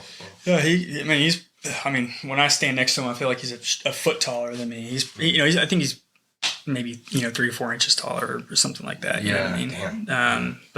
And I like to claim 6 foot, but I'm one of those guys that's like 5'11" flat. Oh, okay. And I just wear heels. There, right? Yeah, you wear the boots on. I wear men's high heels, also known as boots. Yeah. so I can claim that 6 foot status. You know what I mean? But yeah, I just can't let him be stronger than me. It's just one of those ego things. But like right now, I'm trying to get I got a little nephew, one of my sister's children. Okay. Yeah. My late sister. And he's got like that teenage angst right now and stuff like that, and I'm like, I have the solution, you know what I mean, that I wish I had when I was his age, kind of thing. Yeah. So I'm gonna start trying to get him into it, and hopefully I can kind of continue that. Mm-hmm. Unfortunately, I only have daughters at the moment. Okay. But shit. You're like, don't listen to mom. Squat. Okay. Squats. Fucking squats and quest bars. Hey, honestly, if you take anything away from this podcast, squats and Quest bars. Yeah, exactly. Honestly, I wish I was sponsored by Quest. That's actually, you know what? That is one of my goals. Oh yeah. You hear that, Quest? No, yeah, exactly. If I could be, I probably spend $300 a month on like Quest products. Oh really? Dude, I am a huge fan. Dude. Oh, okay. So the way you are about Quest, I'm about with this. There's a small business out of, I believe, New Jersey called. Oh, you're gonna support a small business and one out. No, son of a bitch. No, I didn't mean it like that. I just mean like it's ran by a husband and wife. You're like, shop local folks. Don't be like this asshole. Fuck this guy. So, anyways, no, just no. I found them, I think, on Instagram, like years ago, and I just thought it was like the reason I checked them out was because of their like logo design. Okay. I thought it was funny. That's legit. Well, because it said it's Muscalicious Foods, but they say MF. Like, it's like motherfucker. They eat the MF pudding or whatever. Like okay, they sprinkle it in there. Yeah, they make like protein pudding, and they make. You know what? I've seen you post about this before. Yeah. And I was curious. And I'm not sponsored or anything, but you should definitely try it out. Yeah. It's kind of expensive because you do have to like express ship it because it's like it's got to ship cold and stuff. Yeah. Stuff. Where are they out of, do you know? I think New Jersey. Okay. So, okay. Yeah, but New Jersey. They just came out with like their own protein powder and stuff. I want to try that too. So okay, cool. But I mean, going back to the diet thing, I think that was supposed to be one of the points of this podcast, but we keep on getting distracted, which is fine. Yeah, it's all about fun. But I definitely, I don't subscribe to any like particular diet. Yeah. You know what I mean? I think that's a huge mistake. Mm-hmm. Like, you try to be keto, you're going to fail. You try to do, and keto is like such the craze right now, which I'm happy that keto exists. And I'll tell you why. Because keto foods focus on low calorie and typically high protein and a little bit too high in most products, but high on the healthy fats. Yeah. Beautiful. But if you try to be like super strict keto and you're trying to like maintain ketosis and stuff like that, and you actually have a day job and your like job isn't just being keto, you're going to fail. You know what I mean? It's too difficult. It's too hard to pack that lunch, in other words, right? I mean, and that's honestly, that's one tip I can give you is if you can get a cooler backpack or like, if you can pack your lunch and you need a big lunch bag. Because you need to get your water in there so you don't stop for soda kind of thing. Which diet soda, drink as much as you want. It's not going to give you cancer or anything like that. Just stay 0 calorie on your beverages. There's no reason to take in calories with your drink. Dude, I think it's ridiculous. Well, like a soda, like if you get like a 20-ounce Coke or whatever, I think it's like 60 grams of sugar or something like that. Crazy. Which is like... It's wild. And then sugar is calorie, like... Which I'm lucky, for some reason I prefer the taste of the diet version of every soda for the most part. Yeah.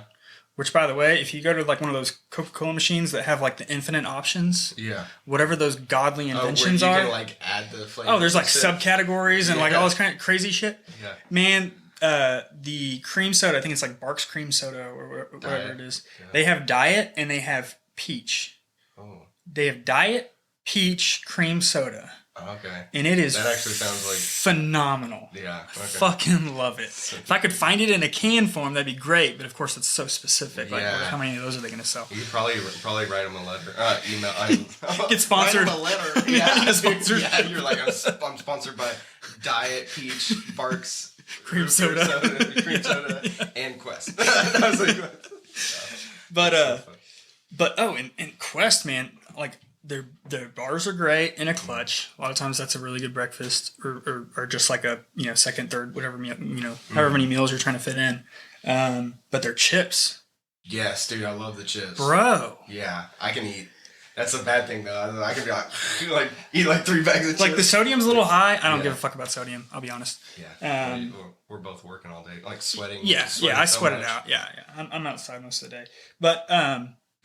But dude, their chips are so freaking good, and it scratches that itch. You know what I mean? Like that in between snack, thing like that. And they're so good. The taco ones, dude. You can taste the lettuce. You can taste the tomato. Like whatever kind of like twisted scientist. It's like they dehydrated a taco and like ground it up. And like how do they do it? I don't know. I don't know how they did it. Good. Yeah. Now they have this sprinkled chocolate donut bar. Tastes like a really. Oh, it tastes like the Little Debbie's chocolate donuts. Oh, okay. And that's the thing. I mean, it's not going to taste as good. No, like, let's be honest. Like these chips, they're not like the best tasting chip out there, but they're significantly less calories, a ton more protein, probably 100 times more protein. You know what I mean? I think the bags of chips. What do they have? When I look,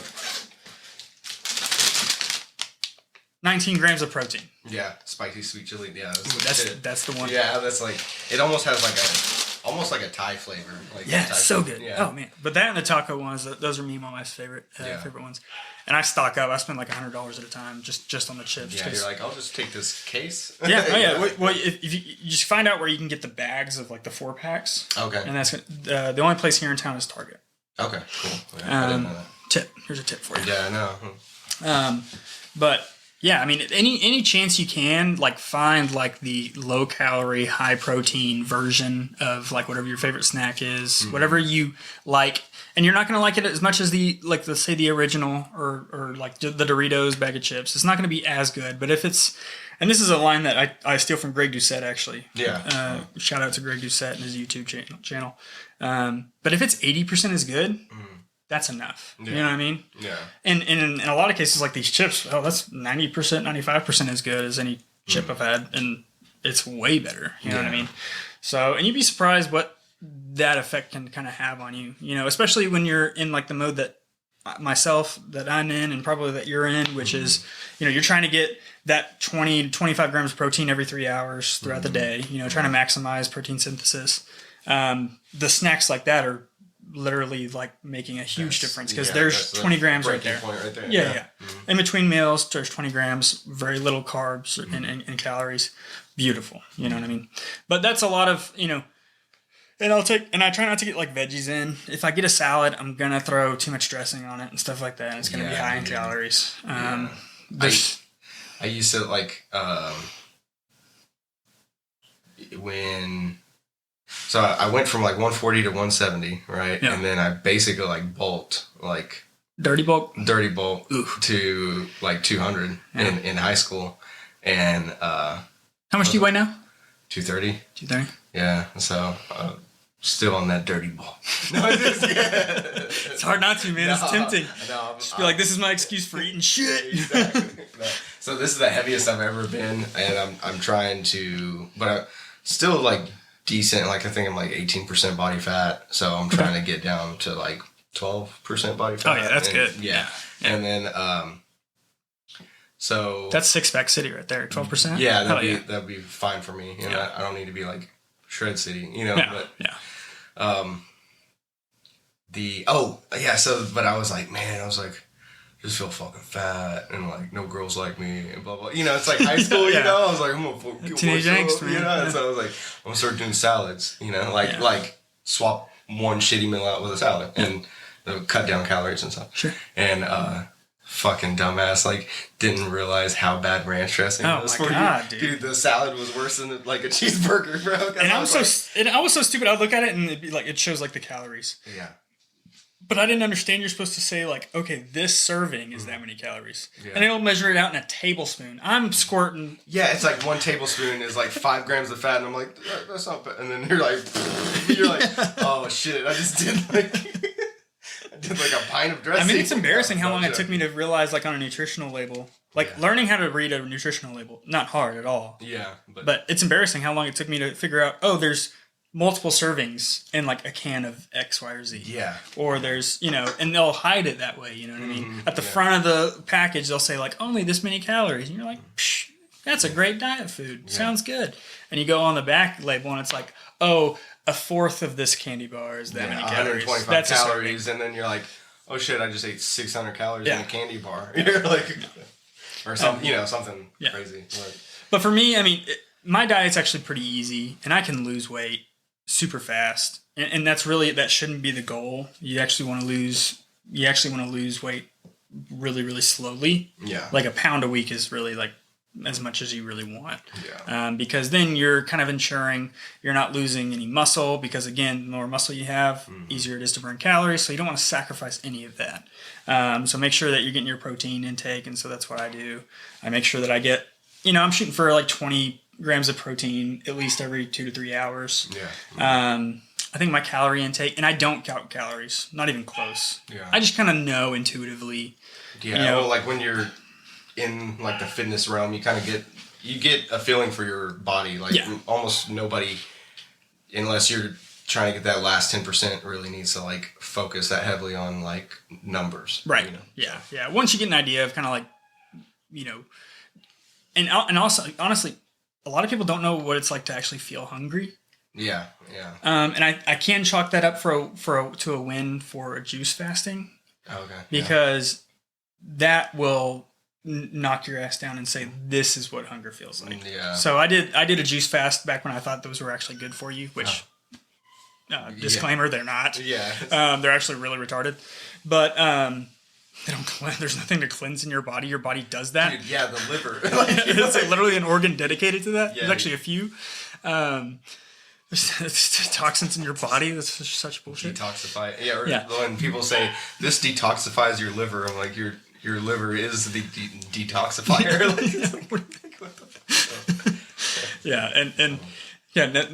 I mean, so, but essentially, what you should really be trying to do is just kind of ride that, follow that path between hunger and satiation without, sacrificing, substantial amounts of muscle whenever you're trying to lose weight. Yeah. But the one thing that was good about a juice fast that I did was, I think before then, I didn't really know what real hunger feels like. Yeah. And you'll surprise yourself. The first fast I did was a 5-day fast. Okay. Which was probably a little... That's a lot, yeah. Yeah, a little much, but I was feeling like just fat. It was the fattest I ever been, actually. I think this was like junior year of college. I like really blew up. That's when I was really getting serious with my current wife, and kind of the drive to be like fit. Little kind of falls, especially when you think you're not really trying for anything. Yeah. And we were both kind of on the same page. We're just like, let's just be fat and sassy together. We got this locked in. Yeah. But finally we were both like, and it was kind of at the same time we kind of realized like this doesn't feel good. You know what I mean? Yeah. And it doesn't matter how much, fat acceptance or anything like that becomes popular. You feel like shit. And if you don't know that you feel like shit, you should try to get fit and then realize how much better you can feel. Yeah. But in knowing, just kind of getting that perspective of like what true hunger is, and then, when you're like hungry between meals or something like that, it ain't shit. You know what I mean? So I do think that the juice fast helped in that way. No other way. To open up your mind, basically. Exactly. Which I think you could have done that without the $100 worth of juices. Yeah. I could have just drank diet soda and gotten the same effect, essentially. Yeah. Without urinating quite as much. Yeah. That would suck. Yeah. But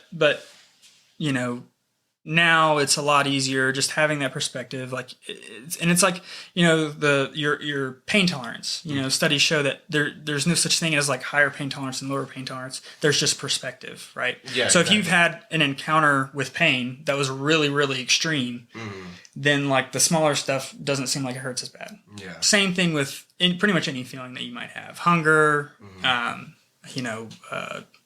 tired you are even, you watch these like Navy SEALs and they'll like have to stay up for crazy amount of times. Yeah. I think just, if you can kind of change your perspective on things, I think it can benefit you. Not saying you should go like chop your leg off and be like, oh, now, when I get a paper cut, it doesn't hurt as much. That's not going to be a good idea. But no, I've actually like tried to, like when I realized that it is like perspective based, like, it's kind of weird. Like when I get a tattoo, you get like halfway, whatever, you get like an hour into it, you're like, fuck, honestly, before that part, you're like, fuck, this hurts. Yeah. This really hurts. And then I was like, what is pain? Right, and then you're like thinking about it, and then you're like, I think I can kind of just shut this off, it becomes like background static. Yeah, and then you're just, so then, you get to where you can just like take a lot, and like you said, it's not pain tolerance, it's perspective. So and it sounds really dorky, and I've talked about this before, like occasionally, like, and I don't really do cardio.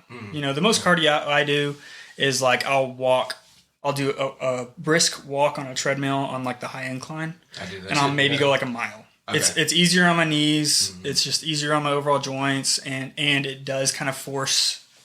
It's almost like a little mini lunge, if you have like the base relatively high. So you're getting like a little bit more muscle development along with your calorie burn, and it's a really efficient calorie burner versus like running, on like a flat plane. Yeah. So and that's what I'm interested in doing. I'm not interested in cardio. I'm just interested in like how many extra calories do I need to knock off at the end of this workout so that I'm in that calorie deficit range, and that's what I do, right? Yeah. And it's easy. I can sit there and like watch Netflix on my phone while I'm doing it. I'm not like just completely out of breath, just dying, But occasionally I'll get signed up for. I have a brother-in-law that does like these big 10Ks, and he's like a big runner. And Savannah runs a lot. She enjoys it, even though I try to get her to quit. Put the running shoes down and pick up the bar.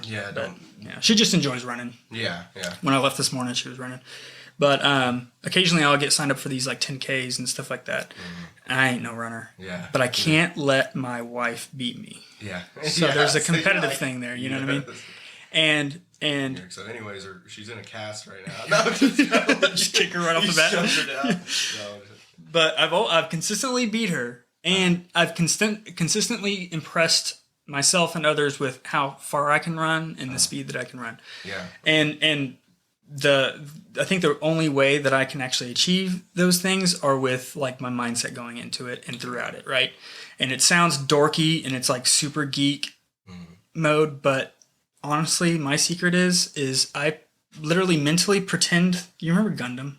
Yes, hell yeah. Super cool show, right? Yeah, I just talked to Bonji about it. Oh, Bonji's like so into Gundam. Yeah. So I will literally like pretend that I'm an operator of a Gundam. My body is the Gundam. Oh, hell yeah. And like the pain and fatigue that I'm feeling is just happening to my machine, not to me. Yeah, because you kind of, the body is kind of a shell or a vessel. Or yeah. It's the vessel of the mind, right? Yeah. And so I kind of like just contextualize that and just like pretend. And I'm not like out there like making like robot noises. I was imagining, they're like Clayton, and you're like, they're like, holy shit. But it's just like a really good like mental exercise to kind of like get yourself into the right frame of mind where you can kind of block out the pain. It's not actually happening to you. It's just your vessel kind of thing. And I'll just push and push and push. I'll make myself sick. I'll pull over and barf, and I'll just keep on going. And I'll hurt myself. I mean, I really will hurt myself. Yeah. But as long as I'm beating my wife, I don't really you beat care. her, and then you like make out with a vomiting kiss. She's like, what the fuck? One of these days she will beat me. I just know it. She runs all the time, and I never do. Yeah. At some point, the amount of just homework that she's done is going to, play too much of a role, and I'm not going to be able to beat her. Experience. And my plan is to get much bigger, and that means you're probably going to get slower when it comes to running. But right now, I still got her in my mobile suit. Yeah. Exactly. It's working. What? Speaking of goal, what is your either you can overall or current goal, like whatever. So right now my goal is a very kind of a personal one. It's just I want to see how far I can take my body without the use of like basically without breaking out of natty. Okay. You gotcha. know, Mm-hmm. because I you know, the temptation is definitely there to go to break into like PEDs, and then kind of take every advantage that you can in that aspect without, you know, breaking the bank or breaking your body or like breaking your balls. Shutting your shit down. Yeah. Exactly. So I mean, you know, I don't think I would ever go like deep into the PED world. I think, you know, just as I'm getting older, of course, my testosterone levels aren't what they used to be and things like that. But I don't know where my baseline really is until I take it as far as I can. Want to, like, push it as far exactly. So I'm gonna push it as far as I can. And I'm not working just crazy hard. You know what I mean? My life is not working out. It's a big part of my life.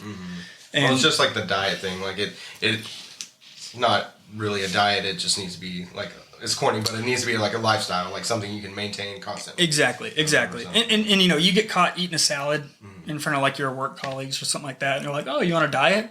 Yeah, and you're just like, "Oh God, no! I'm just eating a salad." Yeah, okay, exactly. It's just this is what I eat. Okay, or like, but especially like in the construction realm or whatever. They're they're like, we know eat greens, like like veggies. Oh, they're drinking like some weird Mexican soda and like just chowing down on like kolaches and stuff like that. Exactly. And I'm over there with like a pack of lunch meat, and I'm literally just eating lunch meat and like protein chips. I'm a big fan of that, by the way. That's like my regular. That's what I have in my lunch bag right now. Is I have lunch meat. It's just, you know, rotisserie chicken HEB lunch meat. I don't work too hard to get veggies in my system throughout the day because in the mornings I just take like a greens shake, and it's like however many servings of greens, I'm covered. And I am very much on a regular like supplemental plan where you know I'm getting like a lot of fish oils and, you know, everything that's vitamins healthy. Vitamins, stuff like that. I think it's pretty crucial, especially for joints, man. Yeah. Like fish oil, and I take a lot of fish oil and like CLA and stuff like that. And I think there is a noticeable difference whenever you have those oils and a little bit of healthy fats in your system. Yeah. Just like overall just joint, you know, relief and joint health. But throughout the day, I just keep it super simple. I love meat. Super simple. So literally, I just have a pack of lunch meat, and I eat the whole damn thing. Yeah. I think it's like 9 ounces of meat. Yeah. You know, it's maybe like 600 calories. And it's a ton of protein. Yeah. And in between, it's like a Quest bar or Quest chips or whatever. Low calorie, high protein is really what I shoot for. I really don't overcomplicate things. Yeah. For breakfast, just about every morning, I have one of two things. I have toast with sugar-free jelly on it or preserves, whatever. Yeah. And just egg white, like scrambled egg whites. Sometimes I'll put a real egg in there just to kind of, you know, make it normal. Make it a little bit more like normal. Yeah. And I actually eat the eggs on top of the toast with the jelly and everything on it. Some people think I'm weird. I think it's great. Yeah. Or I have what's called anabolic French toast, which is just egg whites, cinnamon, stevia. You soak the bread, fry it up. It's just regular bread.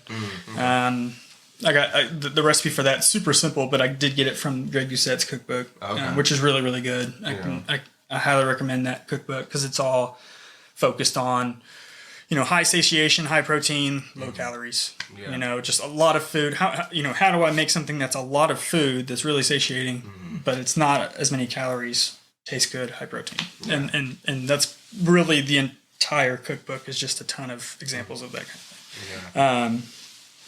And then for dinner, it's just kind of whatever my wife makes. You know, I'm lucky enough; she's a really good cook, and she's pretty health focused as well. So usually it's something, you know, at least moderately healthy. Yeah.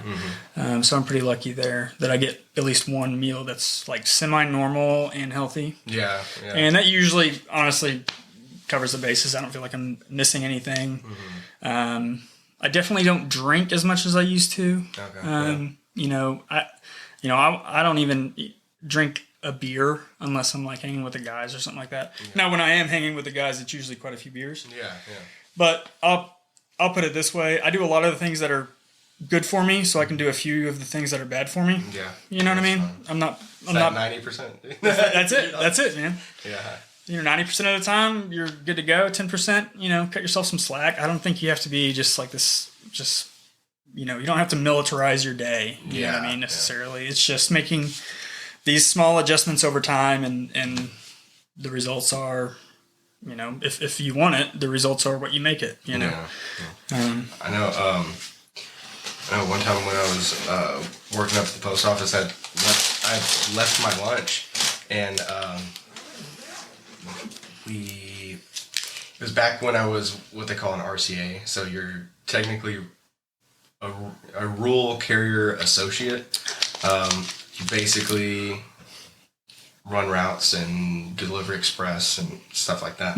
But they would have us do everything. Like we were sorting packages. We were doing a lot of shit we're like not technically supposed to do. But back then, I'd work up to 86 hours a week, and I was just like, I'd been hungry for like too long, and it was still when I was like saving up money and all this shit. Yeah. And I guess out of like hanger or whatever, I was like, I'm going on lunch break, and they're like, "You alright, man?" I was like, "Yeah, I'm fucking hungry, dude." I just like I drove to Walmart, which is like across the street, and I came back with a fucking rotisserie chicken and a box of spinach, like a baby, the little containers, and they're like, "Oh, you got us food?" And I was like, "No." And I went into the break room, and like in 10 minutes, I ate a whole rotisserie chicken. Jesus. And then they walk in, and I was like, I didn't have any silverware either. I was like a fucking animal, dude. And I was like eating spinach, like handfuls of spinach, and they're like, "What the fuck, dude?" I was like, "Don't look at me." Just like... You got the spinach gritty teeth. Like, you're like, it makes them like dry feeling. But I hate that feeling. Dude. Cooked spinach, it knocks it out for some reason, but it kind of gets like... If you even have like a single piece of spinach in like a sandwich or something like that, dude, I'll be like, the texture on my teeth. Yeah. What is that? It's so weird. I don't know. I can't understand it. I gotta cook my spinach, man. Yeah. So, well, was there anything else you wanted to add? We went for about an hour and a half. So that's pretty yeah. You can curse on this, right? Oh, for sure. We Don't be a pussy. There you go. Follow. Surround yourself with good information. If you don't know where to find it, then just find the dude in the gym that looks like he does know what the hell he's talking about. You know what I mean? Because a lot of times, you can judge a book by its cover, especially when it comes to fitness. You know what I mean? If they look good, they probably know what the hell they're doing, or they're roided out of their mind. And if that's the case, don't listen to them. Yeah. Because their balls probably don't work. But you don't have to like start from ground zero. I was lucky enough to have somebody that took me under his wing and introduced me. Kind of got me started, and I was able to skip a lot of the kind of homework you would otherwise have to do on your own. And trust me, most guys and girls that are like in the fitness world are more than happy to kind of like help you, help guide you. You know what I mean? There's like definitely like a culture around fitness.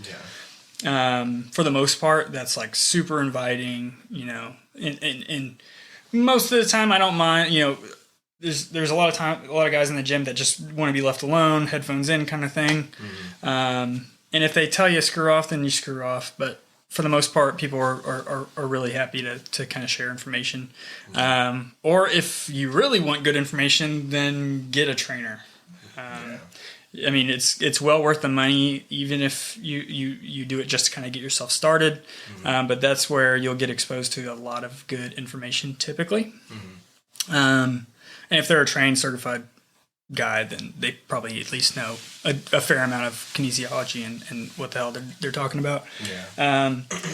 But embrace hunger, essentially. And you don't always have to be hungry, but once you kind of realize what real hunger is, it's real easy to just shave off those extra calories and stop the binge eating. Get the shit out of the house if you have a really big problem with it, which is impossible if you have kids like I do. Yeah. But luckily I have 2 refrigerators, and so one is kind of like our refrigerator, and I don't open the other one. Dude, don't even know what's in there. It's a good like thing. Out of sight, out of mind. Yeah. It's real. It's real. And then have things that are available to you snack wise and stuff like that, if you're a big snacker, that aren't just total dog shit for you. You know what I mean? Quest chips. We're both really big fans of Quest chips. Yeah. Find those because they're super good, really good for you. And there's a lot of things that make the dieting life a lot easier, or just, the lower calorie life a lot easier. But don't overcomplicate it. It's calories in versus calories out. Make sure you get your protein in at the end of the day. And, cheat meals is one thing that we didn't really talk about, but cheat meals, there is a lot of science behind a cheat meal. You can totally have a cheat meal if you've earned it, meaning if you've been in a calorie deficit for an extended amount of time, and we're talking about a substantial calorie deficit for like 2 or 3 days, then you can afford a cheat meal and not a single calorie will go to fat. But if you haven't earned it, then you don't get it. You know what I mean? So, and a cheat meal isn't like, for most people isn't what you see The Rock eating. Like the gigantic, like French 20, toast. Yeah, or 20 pancakes and like a pound of bacon. Yeah, that's not what we mean by cheat meal. That's like that is something. I know I was trying to wrap it up, but I want to add this in because that's what a lot of people don't get is like they pick up like I don't think Muscle and Fitness even comes out in paper form anymore, but they'll pick up a fitness magazine and it's like. It's all steroided out dudes, right? Yeah, and they're pushing whatever they get paid to push. That's right. But then you see like an article where they're like, let's check out The Rock's diet. And this, then people are like, well, shit, I'll just do something similar to that. And well, you're like, well, he's on 50 fucking steroids. Yeah, and he's fucking huge. Yeah. He's like, over 6 foot tall. He's like in the probably close to 300 pounds or yeah, I mean, his maintenance calories have to be just ridiculous. Yeah, like if he works out nearly as much as he says he does, which in my experience, most of the celebrities and stuff like that kind of over exaggerate what they actually do. You gotta add a little bit of zhuzh to it to make it seem make them seem like God's among special. men. Yes. Yeah. And it's a fact that if you want to be like The Rock, you're not going to do it naturally, unless you're just some sort of genetic freak. Yeah. Once you kind of learn the ins and outs of like PEDs and stuff like that, it becomes a lot more obvious who and who isn't on them. You can tell like right away, and you're like, oh, their shoulders are capped. Like they have like bulbous shoulders. You're the Death Star delts. Exactly. Yeah. Looks like cantaloupes. Yeah, exactly. Like, I am a mobile suit Gundam. Oh, and don't do the mobile suit trick, the Gundam trick, whenever you're lifting weights. I should add that. Yeah. Because you have to pay, especially as you're getting older. I'm not like, I sound like I'm ancient on this thing, but it just becomes more and more necessary to pay attention to what your body feels like when lifting and stuff like that. I'm terrible about overtraining, and I'm working on it. But tendinitis is real. Yeah. And once you get a good bout of it, you will try anything not to get it again. And your muscles are telling you things throughout your workouts. And it's really important to pay attention to them. Running, you're not doing like really, really like extraordinarily like high strain on any particular muscle group. So you can kind of detach yourself in like a cardio perspective that you really don't want to do in a weightlifting perspective. Yeah. Because you can really, really hurt yourself if you're not paying attention to, what your muscles are telling you. A burn is different than a click. A click is different than a snap. A snap, and it'll happen over time. In a lot of cases, it's really hard to diagnose a muscle injury, even like the minor ones. And you can say like, "Hey, my bicep hurts." Google that. Yeah, see what kind of see the broad spectrum of. I have cancer. Yeah, exactly. So you really just have to listen to your body when it comes to that, and just as you get more and more developed, you'll get more and more clear signals from your muscle groups. And you most of the time you just want to stay in the range where it's burning. Yeah. And that's how you know you're good. My muscles working. Where you feel it, but just not like, oh, I feel it. Something feels like it's going to rip. Yeah, and definitely as I'm getting older, I'm for sure going to kind of move away from the strength side of things, more towards like the hypertrophy side of things, just because it is safer, and you get all the visual benefits and most of the health benefits with that. And so, of course, hypertrophy is really just about the burn and the pump. A little bit lighter weights, stricter form, things like that. Whereas strength is, you're working like a larger combination of muscle groups, and the goal is to lift more and more weight. But it complicates things, and you're a lot more prone to injury when it comes to those style workouts. So just be careful. But dieting is easy when you and it's just like with anything else, you plateau. You know what I mean? It's really hard at first. Your body's like, what the hell? I'm used to getting that cheeseburger every day for lunch.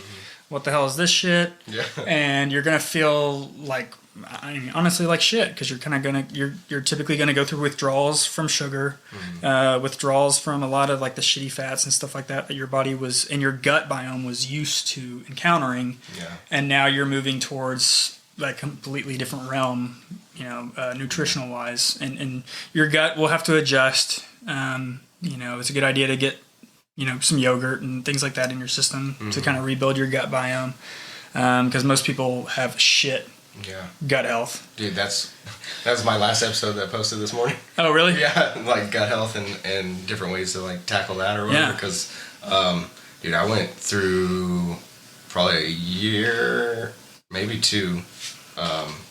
Chronic diarrhea. But no.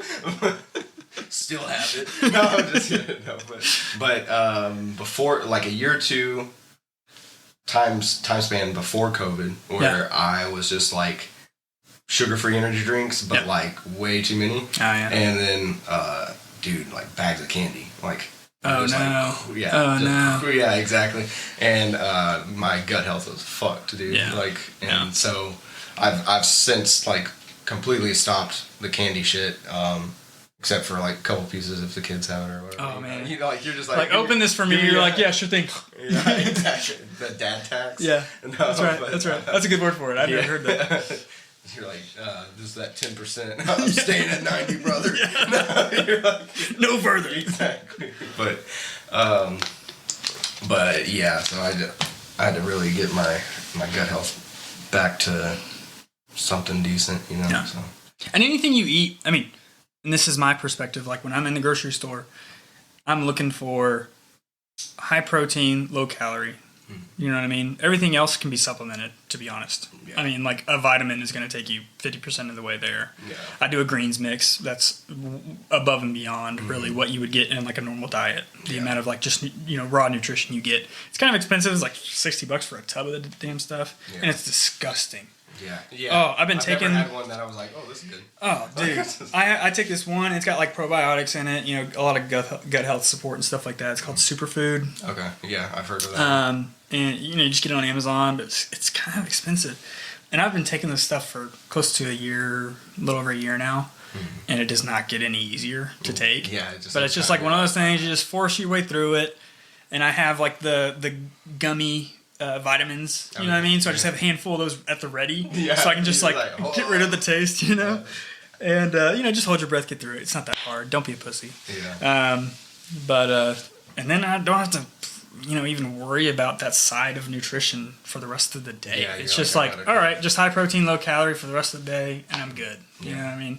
So anything you can do like that, just simplify your diet, just make it easier, and that way you're not like, pack your meal if you work for a living. Pack your lunch, because if you have to go through that drive-through and you're like telling yourself you're going to eat healthy, and then they have like that new sandwich that you want, or like whatever the case is. Oh shit! They added cheese to that, dude. And I'm weak. You know what I mean? And I'm sitting here, telling you not to be a pussy, but I'll go through like that Chick-fil-A drive-through. Totally plan on getting a grilled chicken salad. Oh yeah. And then I'm like, but like an 8-count nugget. I mean, how many carbs are really in that? You know what I mean? Yeah, and so, and you can't have the nuggets without Chick-fil-A sauce. And then, hey, life hack: you can get the family pack of nuggets for $18.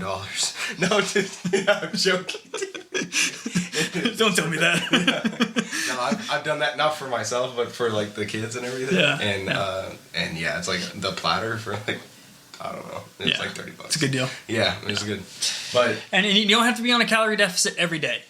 You can live a little. I hang out with the guys. I'm drinking margaritas and eating pizza and just like living the damn dream. Yeah. And that'll scratch that itch. You're done for the week. Yeah, you weren't on a calorie deficit that day for sure. Yeah. It was more of a binge, right? But if you're in a calorie deficit for the vast majority of your week, let's say, break it that week by week. That's what I try to do. Then you're going to lose weight. You know what I mean? It's just at the end of the day, at the end of the week, at the end of the month, at the end of the year, if you are averaging a calorie deficit for any amount of time, then the weight will fall off. It's just thermodynamics. Yeah. It's just it's super simple. So Sweet. That's it.